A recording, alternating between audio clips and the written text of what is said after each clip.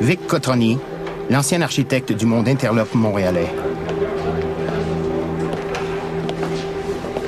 Pendant un demi-siècle, ses talents de corrupteur ont atteint les plus hautes sphères de la société.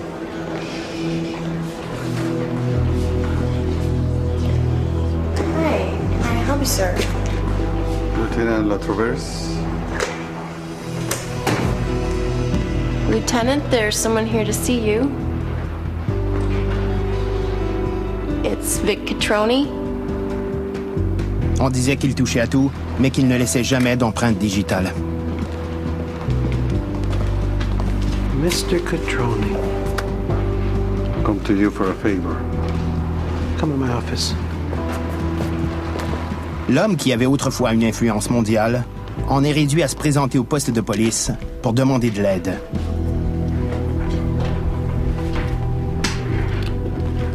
I can help you. But in return, you need to help me. I need to know about your world. From the beginning. Vic Cotroni a mené une vie extraordinaire et enveloppée de mystères. Il est le seul homme qui sait tout de la pègre montréalaise.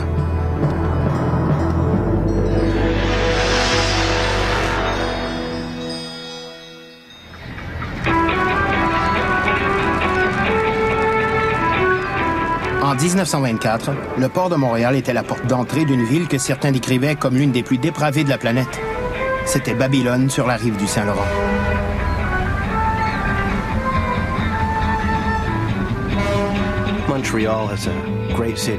Montréal était une ville superbe, grande et animée. C'était un endroit où les parrains aimaient vivre et s'amuser. Il y régnait une ambiance favorable à la vie nocturne qui leur plaisait. Naturellement, on a vu apparaître des bordels, des bars clandestins et des boîtes de nuit extravagantes. Tous des établissements qui attiraient des criminels de grande envergure. C'est le contexte idéal pour ce qui est devenu la capitale nord-américaine de la contrebande.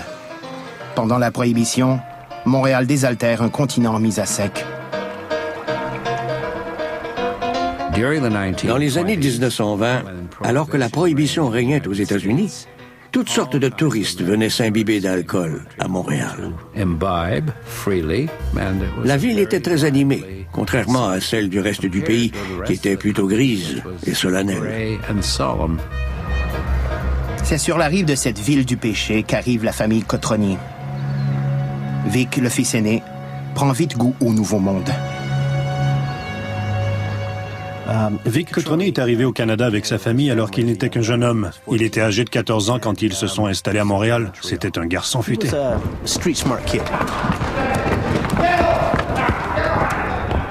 Il savait repérer les différentes opportunités d'affaires et il en profitait. Les chantiers navals de Montréal sont actifs jour et nuit. Question de suivre le rythme de l'industrie de la contrebande qui rapporte des millions de dollars. Le jeune Vic se joint à la machine en passant de l'alcool aux États-Unis. Come on! What's taking you guys so long? You're killing us. He's way a ton.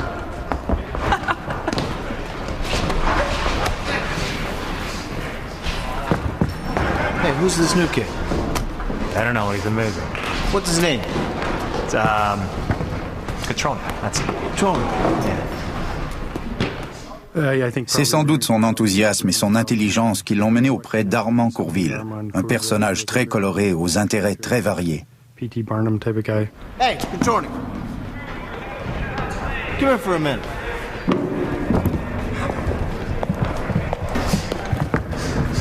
I'm Armand Courville. You ever wrestled before?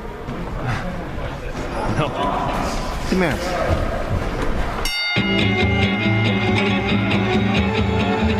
Courville fait entrer Cotroni dans le monde de la lutte professionnelle.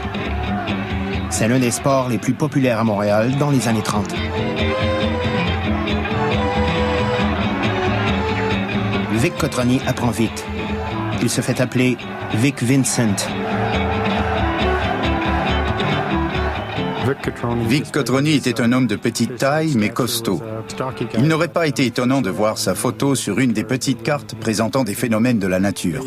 C'était un dur qui se mesurait des lutteurs bien plus grands que lui.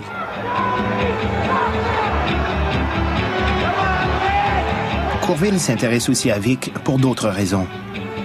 Il compte sur ses aptitudes pour l'aider à gérer ses autres affaires.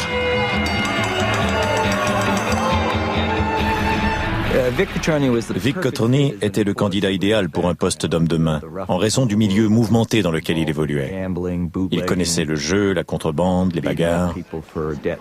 Il était menaçant tout en restant décontracté. Il avait une certaine prestance.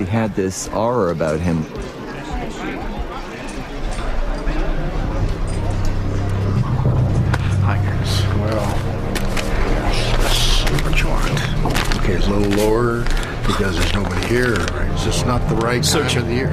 Come on, guys, I got no more money. You know, it's just slow. You got to understand. You got to come. Well, that's to pay the bills. It's the commission. Oh, come on, you're not going to take all of that. Vic Cotroni travaillait sur le terrain. Il a commencé par être la brute de service, l'homme qui comblait certains besoins. Oh, come on. You got to leave me some. Come on. Don't mess with me. D'abord petit contrebandier, il s'est recyclé en lutteur professionnel plutôt moyen. Puis, à la fin des années 1930, il est devenu un criminel prometteur. Dans les années 30, Vic s'associe à Courville pour prendre part aux profits générés par les nombreux vices offerts à Montréal. Les policiers et les politiciens corrompus sont essentiels à la sauvegarde des activités du crime organisé. Pendant les élections, Vic est le premier à se présenter aux urnes. À l'aide de bâtons de baseball, il fait en sorte que tous les votes soient comptabilisés.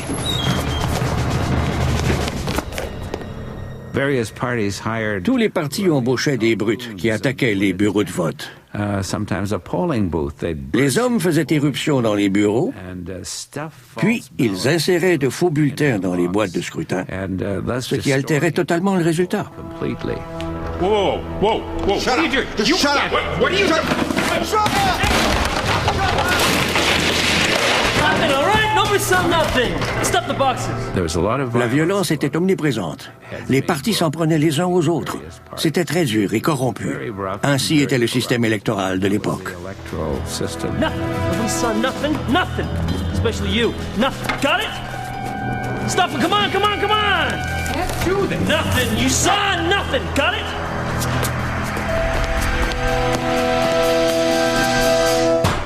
Ils sont passés de lutteurs à organisateurs politiques. Ce n'était pas un grand changement puisque leur rôle consistait en partie à battre des gens au bureau de scrutin ou à les convaincre de voter pour le bon parti.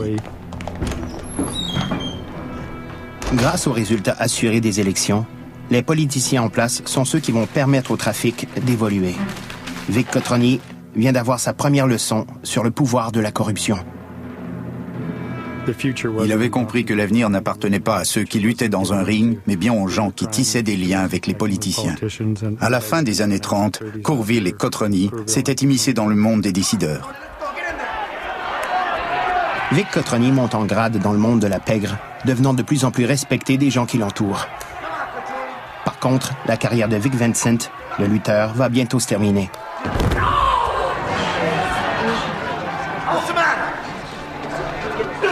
Some water.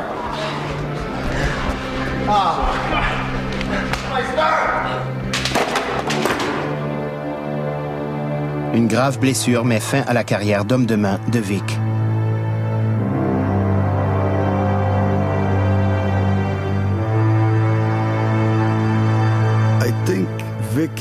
Vic avait sans doute compris que pour établir son autorité et rester longtemps dans le milieu, il allait devoir se servir de son intelligence.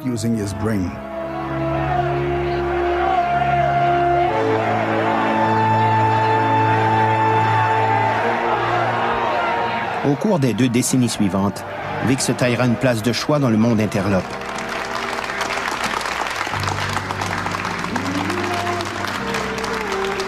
Il dirigera plusieurs des boîtes de nuit les plus courues de la ville.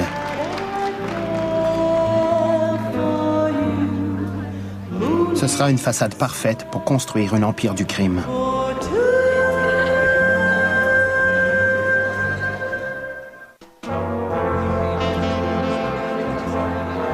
Vic Cotroni a fait du chemin depuis l'époque où il était contrebandier.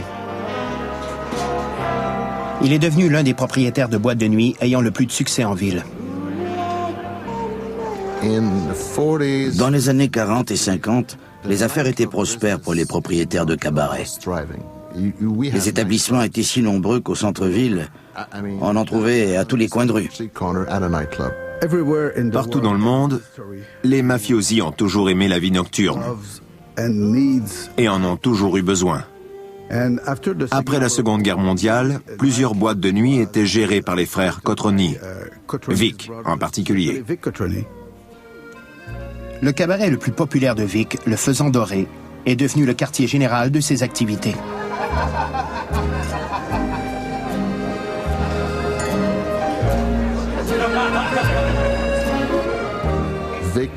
Vic gérait lui-même 4, 5 ou 6 boîtes de nuit.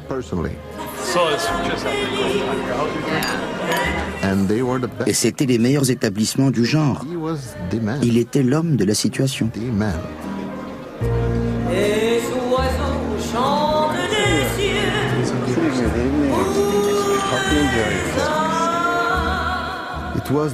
C'était l'endroit le plus populaire à Montréal, peut-être même au Canada, et l'un des plus courus en Amérique du Nord à l'époque. Tout le monde allait au Faisan Doré, juges, politiciens, journalistes, policiers et hommes d'affaires inclus.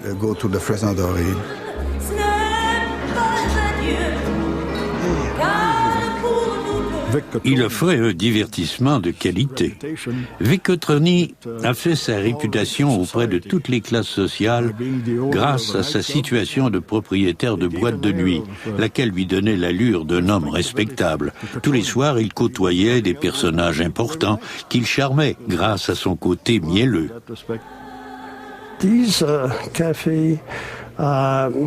Ces établissements étaient très courus. Ils attiraient des chanteurs populaires de la France ainsi que d'autres genres de personnes.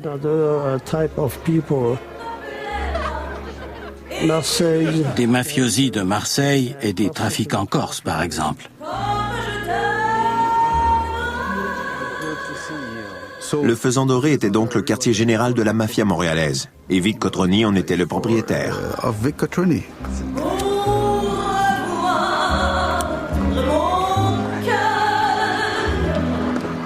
Alors que Vic accueille l'élite montréalaise les bras ouverts, ses frères Frank et Pep s'occupent du côté sombre de la vie nocturne, permettant ainsi à Vic de paraître respectable.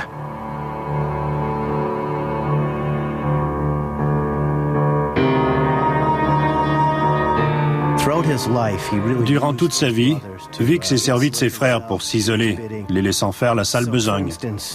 Pep Cotroni était le spécialiste des drogues.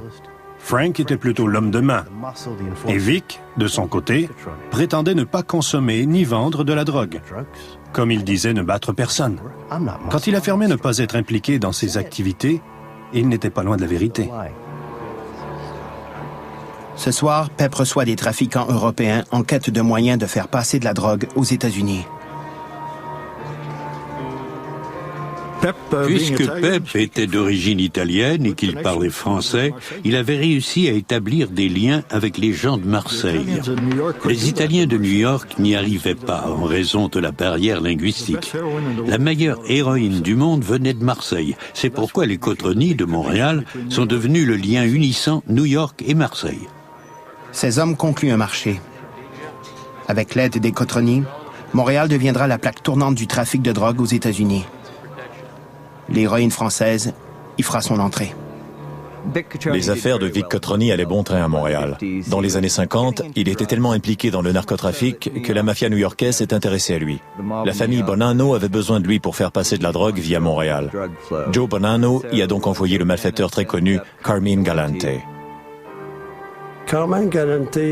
À l'époque, Carmine Galante était le sous-chef de la famille Bonanno. C'était un personnage puissant de la ville de New York. On disait qu'il était l'auteur de 80 meurtres. C'était un malfaisant.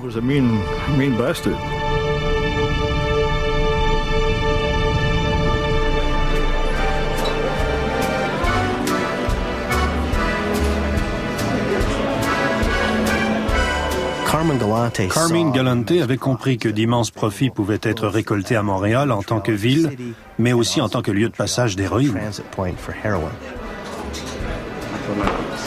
Carmine Galante's here.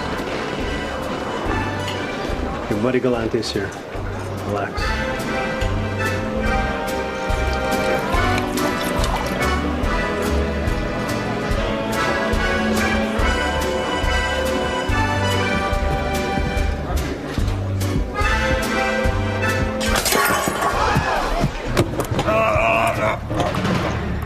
You think that hurts?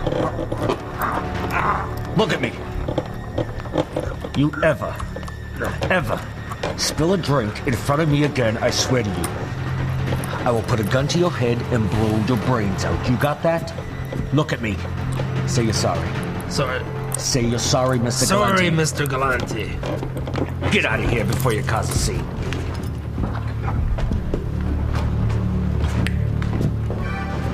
Everything okay, Mr. Galante?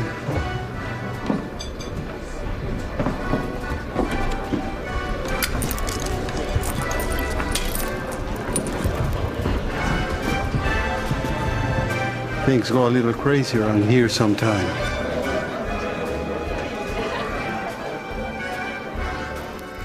En tentant d'accaparer une part du marché montréalais, Carmine Galante a su repérer les personnes influentes. Il s'est vite rendu compte de l'importance de Vic Cotroni. Carmine Galante s'est intéressé à Vic pour différentes raisons. C'était un gérant efficace et puissant qui pouvait employer la méthode forte et qui soudoyait des politiciens. La situation de Vic plaît grandement à Galante. M. Cotroni connaît la ville et entretient des liens importants. Une alliance entre les mafias de New York et de Montréal voit rapidement le jour. Carmine Galante dirigeait les affaires de la famille Bonanno à Montréal aux côtés de Vic Cotroni. En raison de la flexibilité de ce dernier, leur collaboration s'est bien déroulée. Les deux hommes deviennent amis et scellent leur amitié à travers une vieille tradition mafieuse. Chacun devient le parrain des enfants de l'autre. Mais un obstacle à leur relation surviendra en 1955. Éventuellement, il est devenu impossible pour Carmine Galante de rester au Canada. Des policiers des États-Unis avaient informé les Canadiens de sa véritable identité. Il a finalement été expulsé du pays.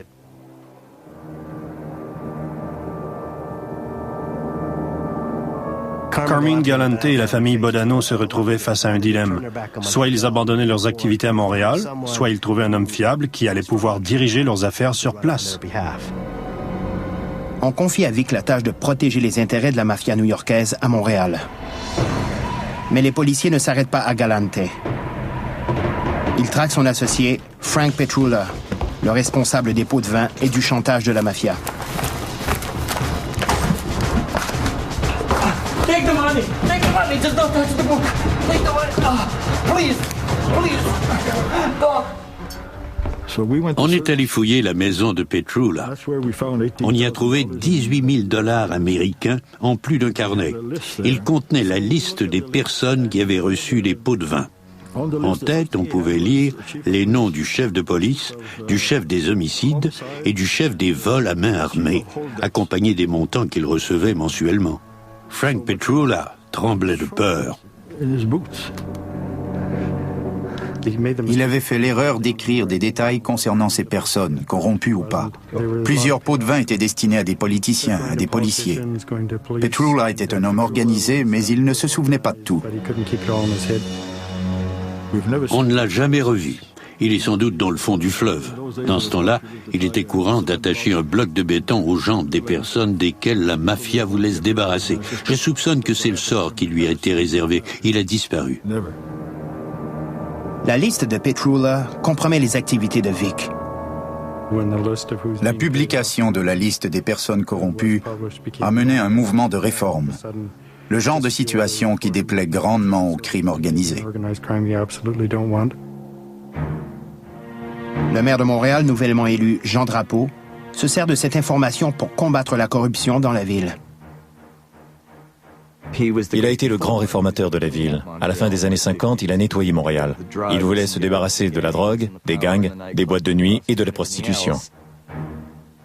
On ferme alors les bordels, les boîtes de nuit et les maisons de jeu. Même l'hôtel de ville et les rues sont nettoyés. Vers 1955, quand les bordels, les cabarets et les maisons de jeu ont été fermés, un auteur a écrit que la vieille dame avait perdu son rire de petite fille. Montréal ne serait plus jamais la même. Jean Drapeau est devenu un héros aux yeux de plusieurs membres de la communauté, mais pas de tous. En instaurant les mesures répressives qui allaient paralyser les activités du crime organisé, le nouveau maire vient de se faire un ennemi puissant en la personne de Vic Cotroni.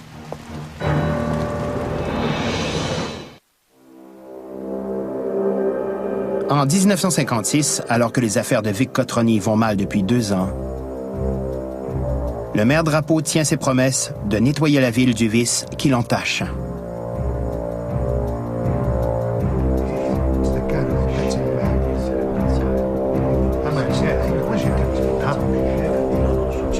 Le milieu de la pègre fait appel à l'homme qui pourrait l'aider. Vers la fin des années 50, Cotroni était respecté des gens de la rue, tout comme des personnes honnêtes. C'était un homme d'envergure. Il dirigeait des boîtes de nuit ainsi qu'un tas d'activités criminelles.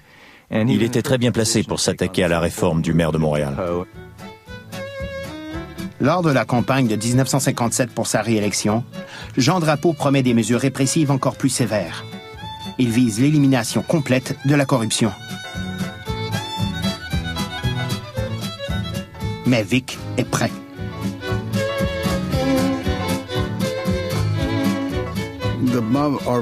Puisque la mafia est en colère, elle décide de s'impliquer vivement dans l'élection à venir.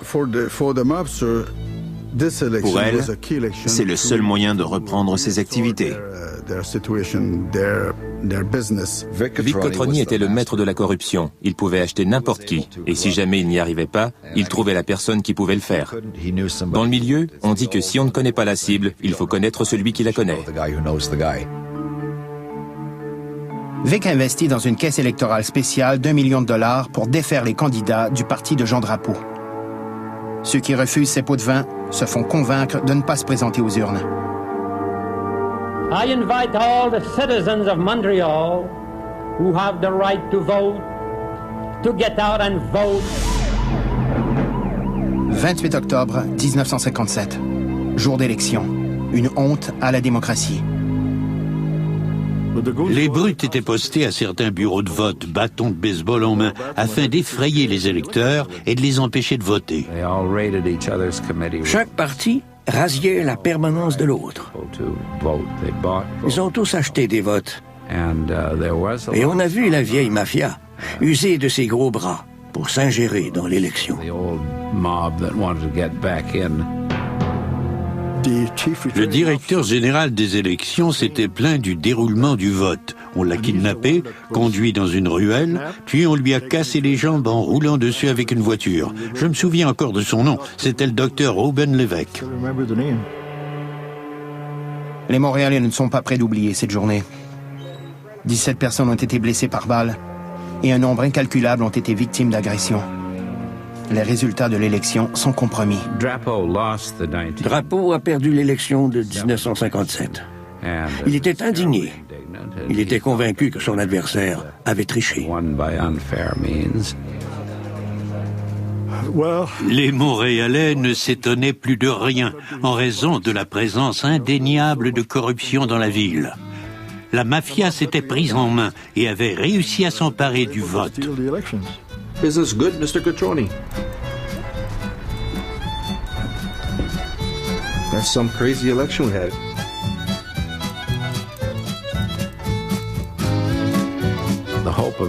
La mafia souhaitait la reprise de ses activités. Et c'est ce qui s'est produit. Tout était bien organisé. La machine était parfaitement huilée.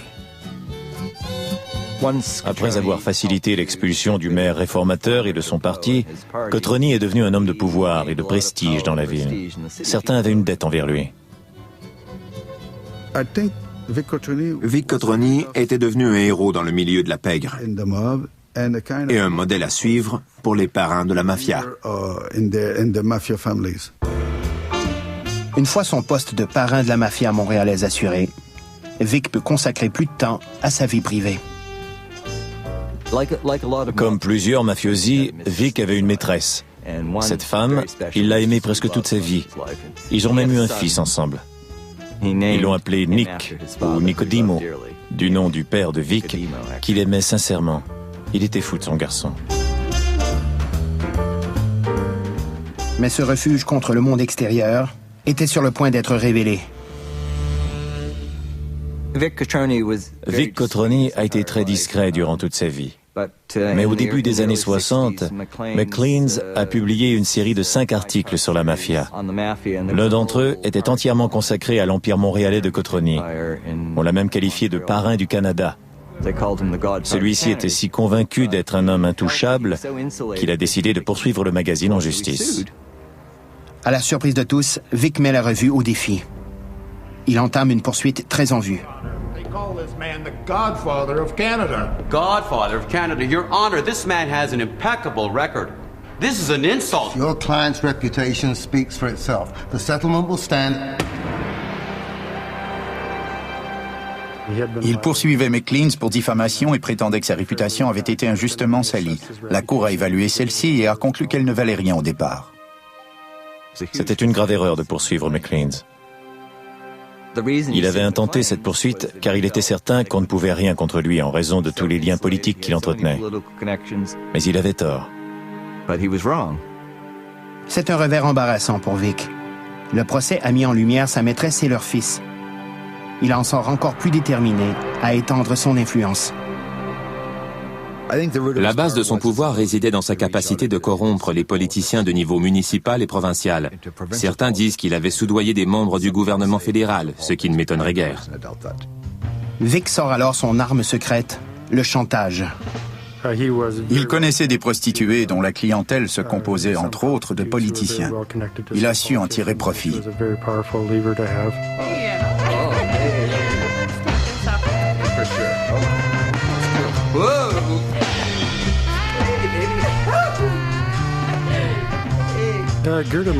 Gerda Munsinger faisait partie de la branche du divertissement du crime organisé. Plusieurs de ses clients étaient des politiciens. Pierre Sévigny, un membre haut placé du Parlement, est pris au piège. Gerda Munsinger a mis plusieurs personnes dans l'embarras.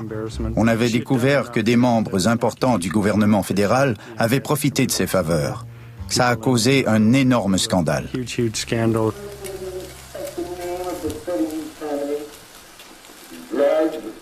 La carrière politique de Pierre Sévigny est ruinée. I am not going to defend myself, no. I shall attack with every means that the law puts at my disposal and others to find out who is at the source of this infamous slander. Ce scandale a démontré ce dont Cotroni était capable. Il pouvait ridiculiser ses victimes à outrance. Il aurait été plus charitable de les faire assassiner. Alors que Vic est à nouveau bien établi dans son poste de parrain de Montréal, la famille Bonanno à New York ne s'en sort pas aussi bien. Joe Bonanno, le père fondateur de cette famille mafieuse, avait dépassé les limites de son territoire à New York. Puisqu'il avait offensé les autres parrains, on le forçait à se retirer. Dans tout ce chambardement, la famille Bonanno tenait à conserver son pouvoir sur Montréal. Elle s'était rendue compte que la ville était la clé qui unissait les mafias américaines et européennes. Le parrain ennemi de Joe Bonanno, Stefano Magadino, dit le croque-mort, compte profiter de la faiblesse de ses rivaux pour mettre la main sur Montréal. Une guerre de gang est imminente. Vic les convoque pour discuter, convaincu de pouvoir calmer les tensions. Plusieurs réunions se sont tenues pour discuter de la question de Montréal, à savoir si elle devait appartenir ou non à la famille Bonanno. Les clans se sont rencontrés à Hamilton et à Montréal afin de résoudre le problème. Vic leur propose un compromis. Il est prêt à accueillir dans ses rangs la jeune vedette montante du clan Magadino, Paolo Violi.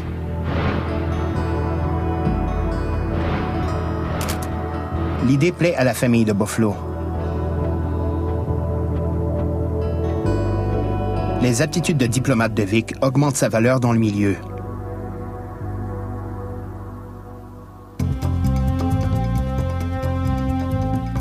Un nombre grandissant de mafiosi de passage lui demande conseil. En 1968, les policiers traquent un fugitif recherché par le FBI.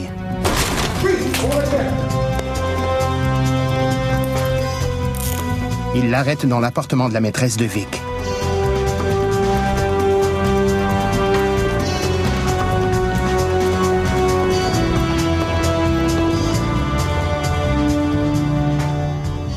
Vic ne se fait pas arrêter, mais son fils est témoin de la scène. Monsieur Cotroni se promet de ne plus jamais lui faire vivre ce genre d'expérience. Vic ne voulait pas que son fils baigne dans le milieu. Il a donc envoyé sa maîtresse et leur garçon en Floride, là où il pouvait étudier et mener une vie meilleure.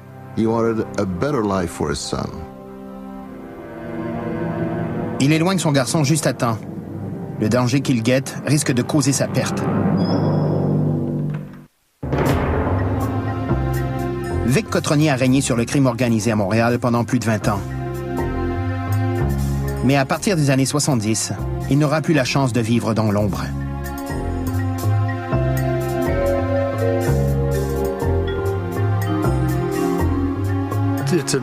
La durée de la carrière criminelle de Cotroni est incroyable.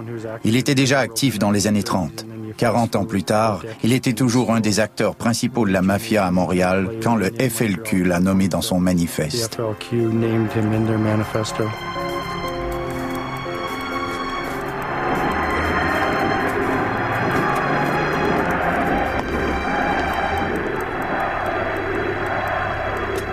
Le FLQ parle de Vic Cotroni comme le manipulateur des élections, celui qui a le contrôle du gouvernement.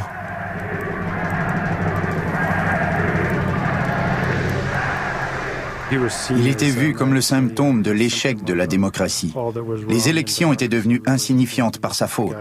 Il avait transformé la démocratie en crime organisé.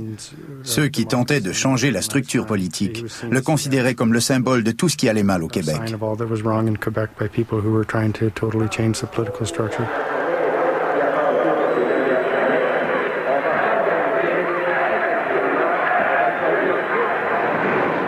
Vic Cotroni était en désaccord avec les activités du FLQ, comme les attentats à la bombe. Ça perturbait ses affaires, ce qui était inacceptable à ses yeux. En octobre 1970, le FLQ attaque. Les enlèvements du ministre Pierre Laporte et du diplomate James Cross mènent à la loi sur les mesures de guerre qui paralysera la nation. Pendant la crise d'octobre, la famille Cotroni a offert au gouvernement de retrouver Pierre Laporte. Son offre a été refusée. La mafia détestait le côté radical et révolutionnaire du FLQ.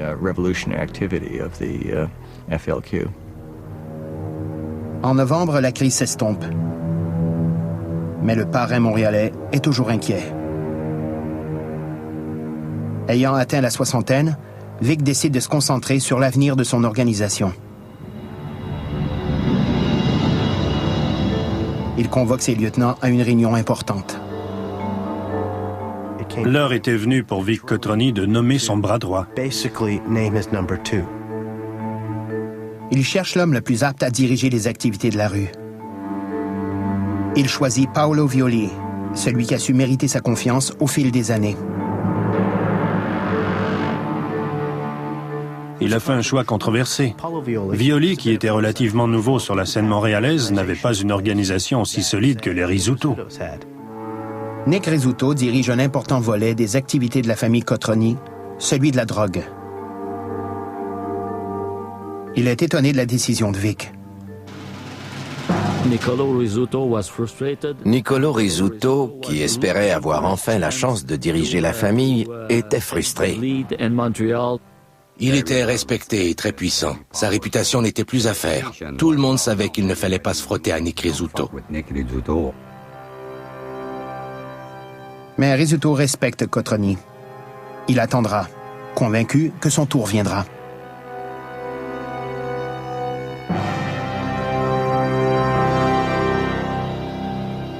Même si Vic Cotroni quitte l'avant-scène, cela ne calmera pas les ardeurs d'un journaliste d'enquête qui voulait vérifier les allégations du FLQ à son sujet.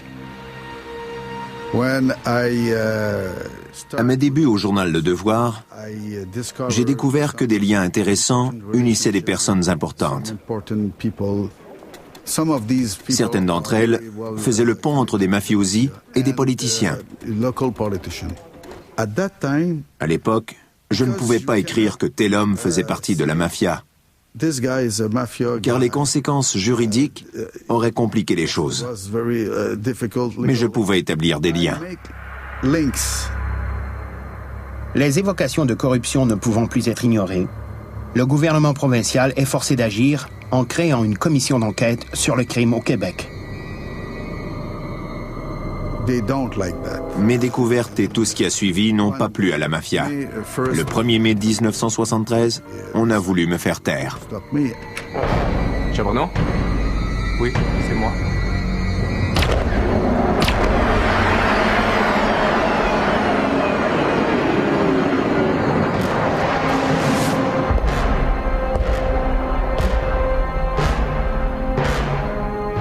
L'agression met le vent dans les voiles de la commission d'enquête.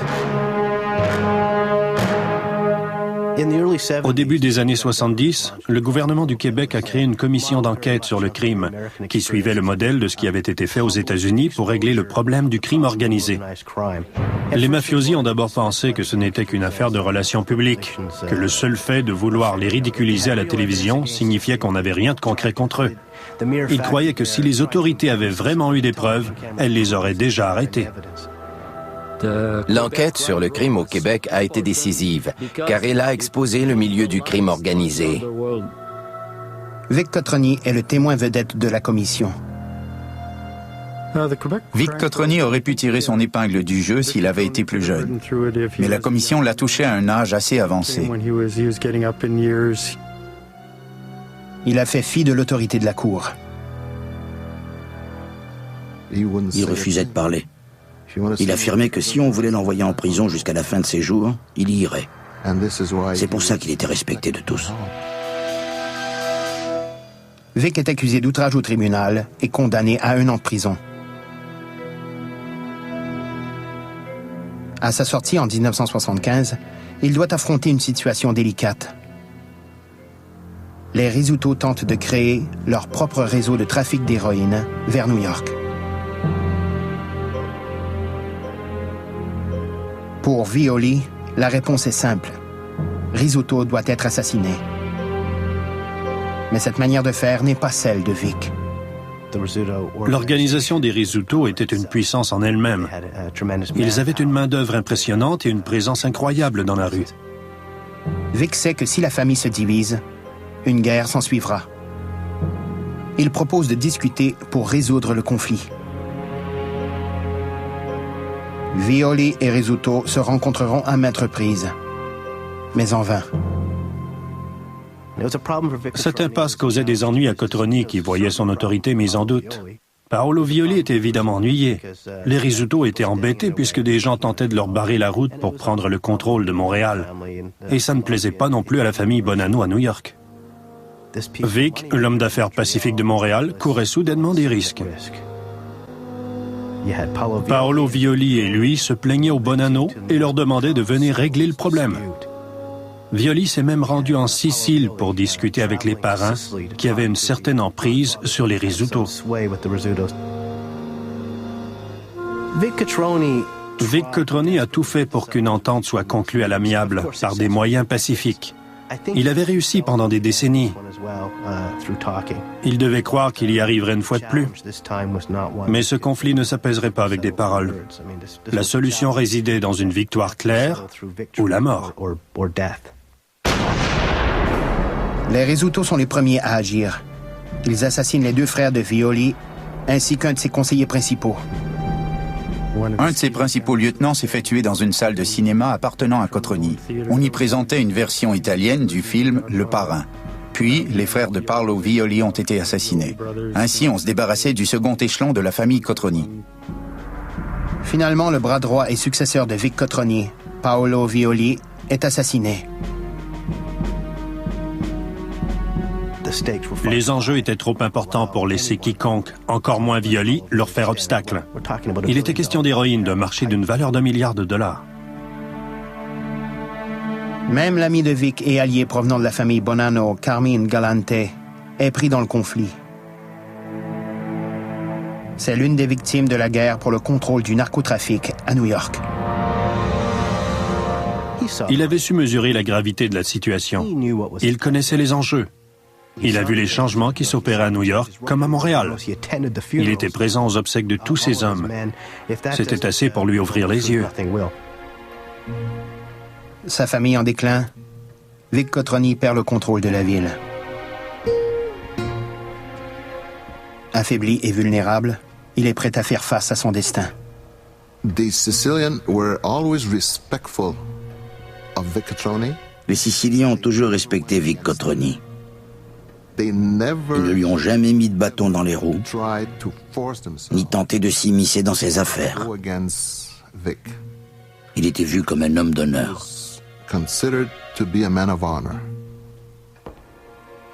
Les Rizzuto entament leur règne sur la ville. Le vieux parrain est épargné.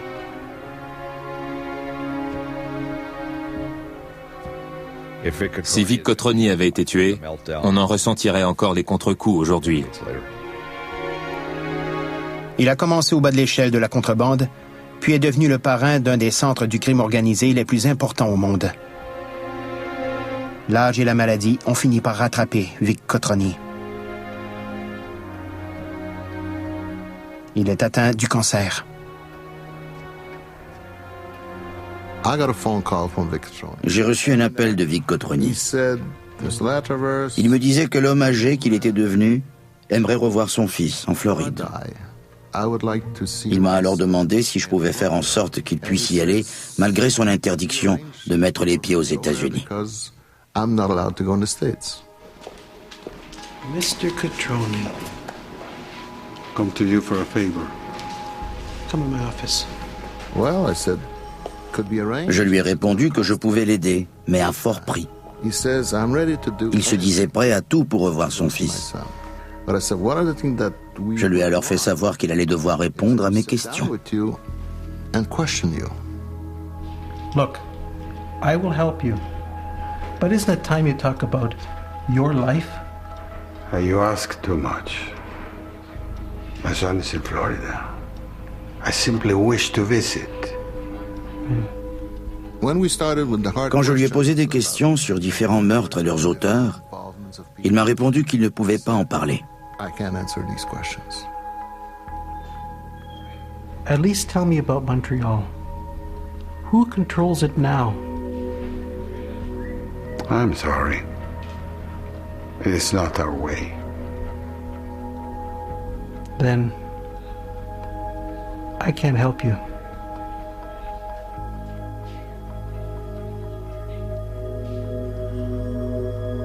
Look, this is not the deal that we have going here. Je lui ai dit qu'il ne respectait pas notre entente et que s'il voulait revoir son fils, il allait devoir répondre à toutes mes questions. Il m'a répondu qu'il ne pouvait rien dire sur les sujets que je voulais aborder. Je lui ai fait comprendre que dans ce cas, il allait mourir avant de voir son fils. Il m'a répondu que c'est ce qui allait se passer. Vic Cotroni n'était plus le manipulateur. Il était même incapable d'éviter que son fils suive ses traces. Nicodemo Cotroni sera entraîné dans l'univers du crime organisé.